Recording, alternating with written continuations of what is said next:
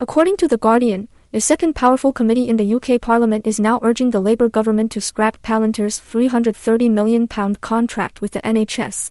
For Palantir investors, this is not just another headline, it is a direct challenge to one of the company's flagship government deployments outside the United States and potentially a signal about how political risk can shape the long-term growth story. According to The Guardian News, members of the Health and Social Care Select Committee are calling on the NHS to cut ties with Palantir's Federated Data Platform and find a replacement system. This platform is designed to unify and analyze huge volumes of highly sensitive medical data across England's National Health Service. The committee is echoing a similar call from the Science and Technology Committee, which previously recommended using a break clause in early 2027 to exit the deal and either build an in-house system or work with a UK-based alternative. The Guardian mentions that this pressure is driven by several themes: public mistrust of Palantir's involvement with health data, contested evidence about the platform's benefits, ethical concerns about the company's defense and security work, and the argument that other tools may achieve similar outcomes without the political baggage.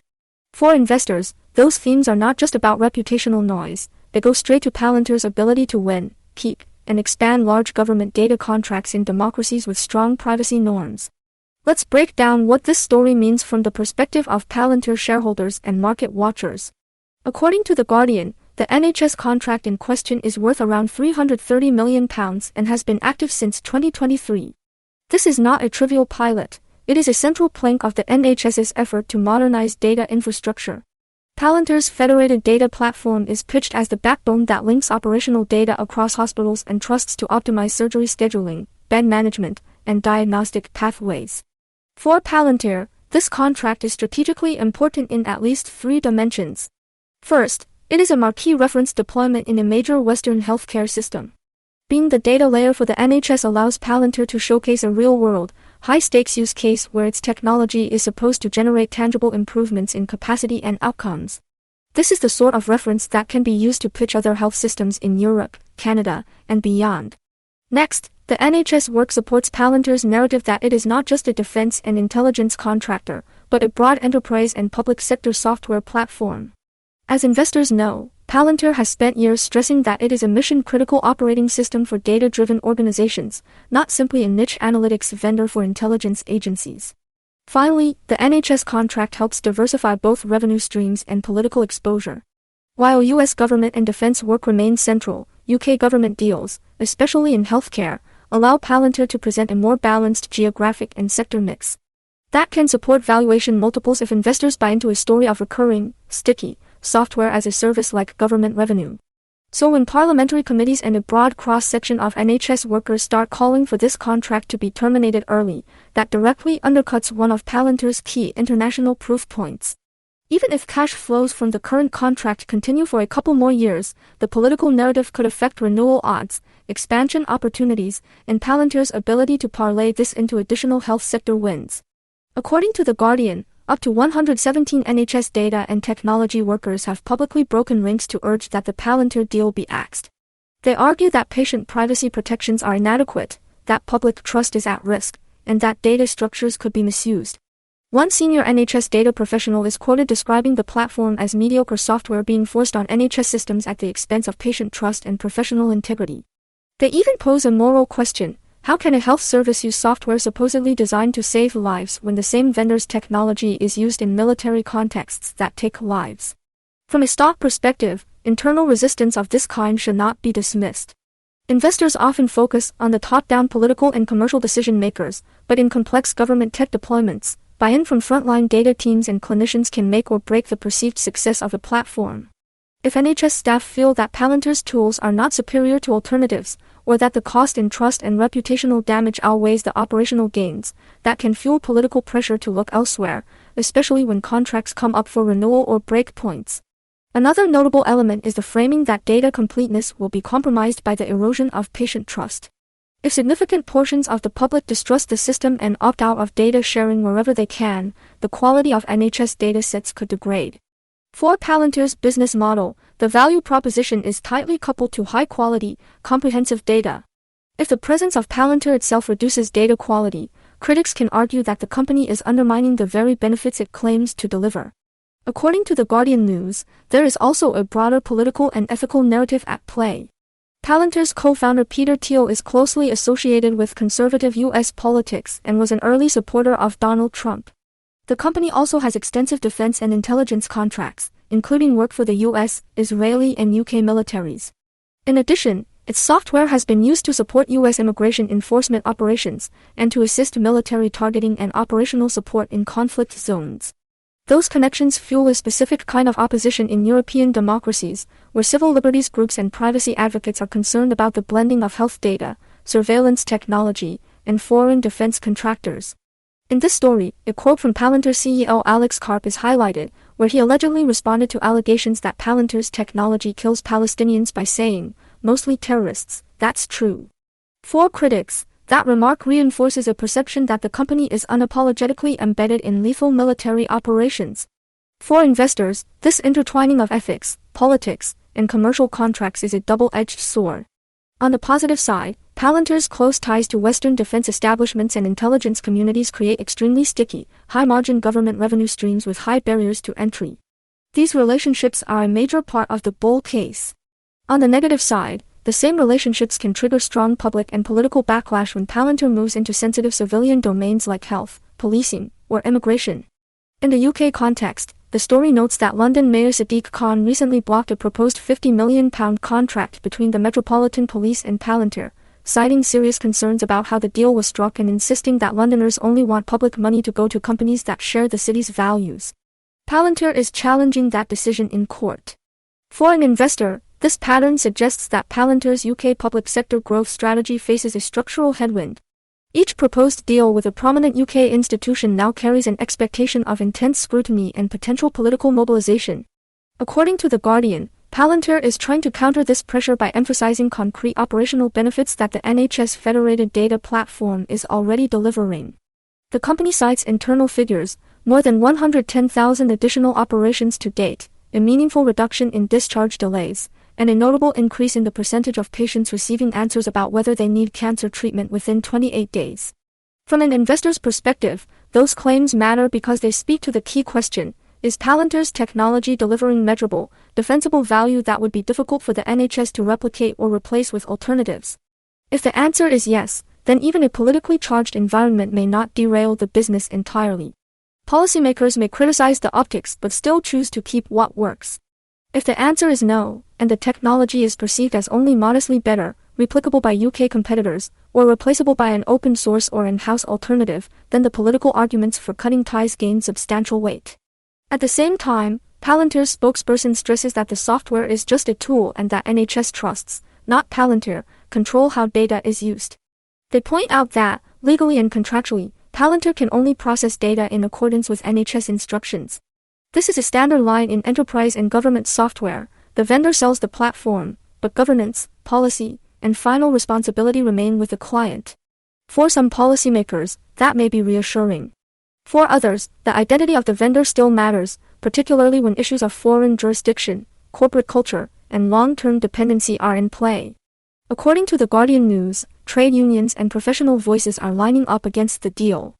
Health Workers Union Unison warns that the government must not allow the NHS to be captured by firms like Palantir that they see as prioritizing profits over ethics. Their head of health argues that the NHS needs to retain ownership and control over its data systems as critical infrastructure, and that public confidence can only be restored if the Palantir contract is discontinued. This language about capture and critical infrastructure is important for investors to note. It points to a growing political concern about vendor lock-in, the fear that once a foreign or private vendor becomes deeply embedded in core systems, it becomes extremely difficult and expensive to switch, giving that vendor disproportionate leverage over a national asset. Many European regulators are now explicitly trying to avoid such dependence, not only with US cloud providers but also with security-sensitive software vendors. On the government side, the UK Department of Health and Social Care is taking a more cautious line. According to The Guardian, the department confirms that the contract is under review ahead of the 2027 break clause and repeats the performance claims: more patients benefiting from the platform, extra operations completed, and reduced unnecessary hospital days. The tone suggests that the government is not yet committing to ditching Palantir but wants to keep its options open while politics and evidence continue to evolve. For investors, the presence of a break clause is a critical contractual detail. It means there is a natural decision point in early 2027 where the UK government can step away without the same penalties it would face from an early termination today. The parliamentary committees are essentially telling Labour to prepare now for that moment, invest in alternative platforms, ramp up in-house capabilities, and position the NHS to walk away without disruption. In valuation terms, this creates an overhang. The market does not yet know whether this large UK health contract will remain a long-term annuity or fade out after a single cycle. That uncertainty might not move the stock dramatically in the near term, but it contributes to a broader debate about the durability of Palantir's international public sector footprint outside its core US defense base. Let's zoom out and consider several scenarios and their implications for Palantir's investment thesis. One possible path is that the UK government ultimately decides to keep Palantir, maybe with some additional oversight, transparency, and contractual guardrails. Under this scenario, the current political noise gradually fades as the operational benefits of the Federated Data Platform become more visible, waiting lists fall, and staff learn to use the tools more effectively. For shareholders, this would validate Palantir's bet that demonstrated performance can overcome ideological resistance over time. However, even in this relatively positive outcome, Palantir might have to accept more public scrutiny, more open competition for incremental modules, and perhaps less favorable renewal economics as the government seeks to show it negotiated hard. Another scenario is a partial retreat. The NHS might decide to scale back Palantir's role, keep the company as a partner in certain areas like operational planning, but push for greater use of UK-based or open-source components in sensitive parts of the stack. From an investor's standpoint, this would likely mean a smaller revenue opportunity than originally envisioned, combined with a more complex political environment, but not a complete loss. Palantir would still retain a foothold and could potentially build from there over the long term. A more negative scenario is that Labour fully embraces the recommendations of the parliamentary committees, exercises the break clause in 2027, and embarks on a multi-year project to replace Palantir with a domestically developed or open standards platform. In this case, Palantir would lose a significant contract, take a reputational hit in European public sector markets, and potentially find it harder to close similar deals with other national health systems. The story would be used as evidence that Palantir is too controversial to be trusted with civilian critical infrastructure, even if its technology works. There is also a symbolic dimension. If the NHS, one of the world's most studied and politically sensitive health systems, publicly disengages from Palantir on grounds of ethics, sovereignty, and trust, that might embolden regulators or political actors in other countries. Even if there is no direct legal impact on Palantir's US business, it could shape public narratives and increase the risk premium that investors assign to politically sensitive deals. On the flip side, investors should also consider how Palantir might adapt. The company has shown in the past that it can respond to regulatory and political pressure by enhancing transparency features, strengthening access controls, and offering deployment models that keep data physically and legally within the client's jurisdiction.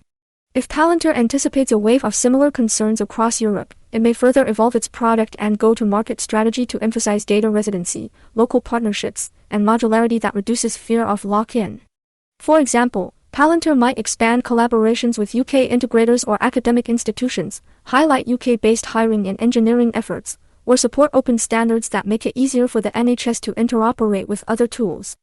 Those moves would be aimed at shifting the narrative from foreign surveillance vendor to trusted infrastructure partner, though it is unclear whether they would fully neutralize the political objections rooted in its defense work. From a risk management perspective, Palantir shareholders should treat this NHS situation as a case study in political and reputational risk inherent in government-centric business models.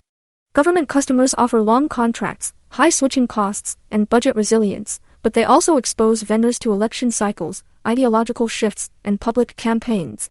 When the customer is a national health system, any perceived misstep can become front-page news. In fundamental terms, investors may want to ask a few key questions. What proportion of Palantir's long-term growth projections depend on deals structurally similar to the NHS Federated Data Platform, meaning large, centralized, politically sensitive deployments in social services, health, and law enforcement?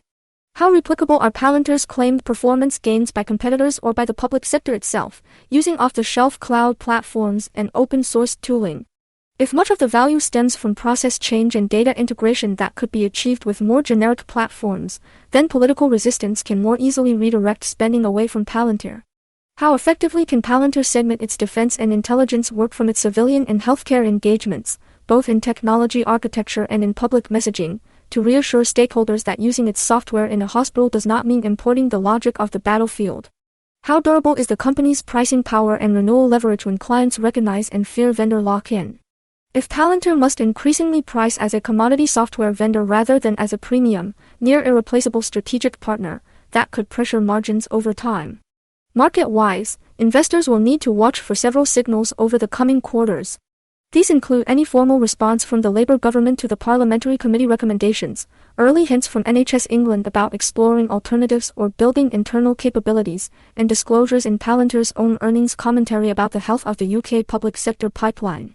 It is also worth monitoring how other European governments talk about Palantir in the context of healthcare and policing contracts. Do they see the UK storm as an exception driven by local politics, or as a precedent? It is also important to remember that the ultimate decision on the NHS contract is still some distance away. The presence of the 2027 break clause means both sides have time to gather evidence, assess the real-world impact of the platform, and shape public opinion. For now, the main effect on the stock is to increase the perceived political risk premium and to remind the market that Palantir's path to global expansion is not going to be smooth or frictionless.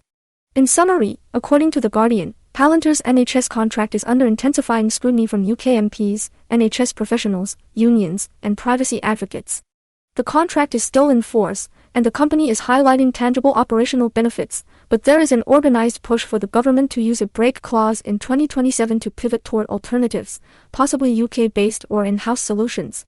For investors, this is a test of how robust Palantir's government-centric business model is when it collides with deep societal concerns about health data, ethics, and national control over critical infrastructure.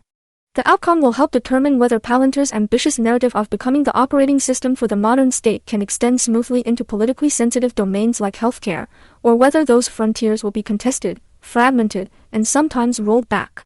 As always, investors should balance the company's strong positioning in defense and intelligence with the increasingly visible political headwinds it faces in the broader public sector. Thanks for listening to this episode. If you found this analysis useful, consider subscribing and sharing the podcast so you do not miss future deep dives into market-moving tech and policy stories.